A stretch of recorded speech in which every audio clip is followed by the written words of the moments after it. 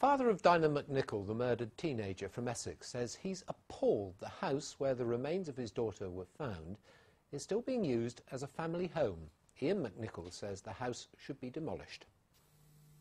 Ian Mcnicol at home in Tillingham with newspaper cuttings about his daughter's disappearance. He says he has sleepless nights about children playing where his daughter's remains were eventually found. He now wants the house in Margate torn down and replaced with a memorial. I would not like anyone else to move into that house.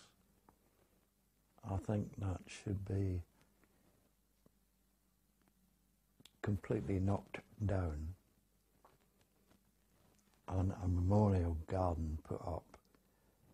Mr Mcnicol was at Chelmsford Crown Court in December to see the serial killer Peter Tobin convicted of Dinah Mcnicol's murder. Her body was discovered in 2007, buried in the garden of a house where Tobin once lived. The body of another teenager, Vicky Hamilton, was also found there. Thanet Council says it re-let the house and it consulted residents before doing so. It says it tries to take on the views of victims' families. We have had no direct contact with such of the families. We have done it through the police, communicated through the police. Now, they haven't responded back to us. A jazz band played at a memorial service for Dinah. It seems her father's hopes for a memorial garden in Margate may be fading. Richard Daniel, BBC Look East. 4 men have been arrested following a serious sexual assault in Colchester. A 46-year-old woman was attacked in Queen Street early on Saturday morning. All the men under arrest come from Colchester. A man has been charged with arson following a fire at a factory in Suffolk. It took 50 firefighters to control the blaze at Chase Plastics in Brandon. David Allison, who lives in Weeting in Norfolk, appeared in court today. 2 teenagers have been released on bail. A landowner from Suffolk says he's being stopped from building sea defences, which would prevent more than 1,000 acres of farmland being lost to the sea. The village of Cove Hithe would also go if plans for tackling coastal erosion are approved. They're actually silver birch, but now erosion has turned them into beech trees. This part of the Suffolk coast at Cove Hithe won't be protected if the authorities have their way. Well, the path here has been here for many years, is eroding so fast that 2 months ago I came up with my dogs and it's all now gone. Edward Mcnicol manages the Ben Acre estate. 8,000 acres of land, 100 homes, 11 farms. Unbelievable frustration, because we just want to protect our homes and protect the lovely little village of Cove Hithe. At Cove Hithe, nothing would be done to stop the erosion, and the Environment Agency says this much land would be lost.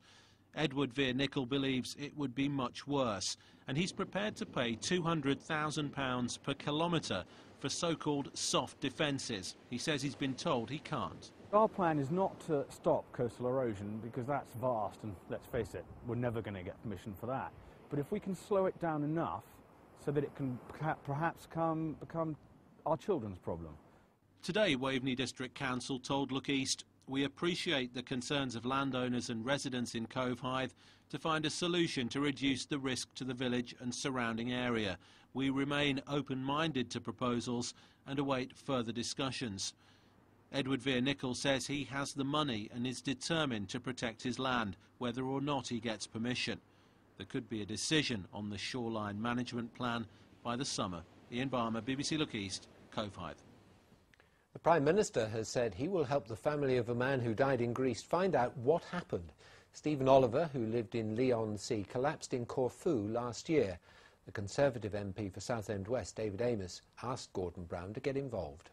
I understand that consular staff in London and in Greece are ready to provide advice and assistance to Mr Oliver's family as appropriate, including the advice on how best to seek further information about the circumstances of his death. And I will make sure that that is done, and I'm sure ministerial colleagues at the Foreign and Commonwealth Office will look further into any concerns that the honourable member may have. A couple from Norfolk are calling on energy companies to do more to help vulnerable customers during the cold snap. Keith and Glenys Bright say sometimes they go to the local library just to keep warm and keep costs down. It comes as British Gas announced a 58% rise in profits. Keith Bright from Norfolk has MS. He and his wife Glenys struggle to keep their house warm.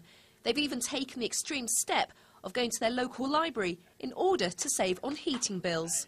We're paying about £100 every month of the year, and really it's not always as warm as we'd like.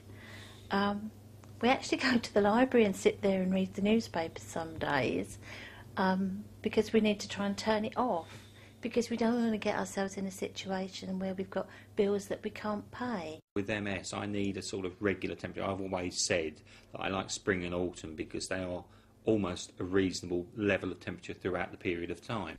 Today, Centrica, who own British Gas, announced profits of nearly £600 million, an increase of 58%. Yes, the wholesale gas price has come down, but we bought a lot of our gas forward for our customers 2 years ago, so we're not yet seeing the benefit of that. However, we have actually reduced our prices 3 times in the last 12 months. The Brights say they're not the only ones struggling to pay their bills.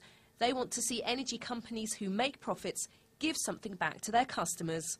Dawn Gerber, BBC Look East, Norfolk. The X Factor runner-up, Olly Murs, who comes from Whittam in Essex, has signed a record deal with Simon Cowell. He lost out in the final to Joe McKeldry, but is currently performing on the X Factor Arena Tour. Rick Wakeman, he was part of the rock band Yes. He played piano for Cat Stevens on the hit single Morning Has Broken, and of course he's well known as a grumpy old man. He also lives in Norfolk. He's also an active member of the Conservative Party, and as we approach a general election, he's spoken to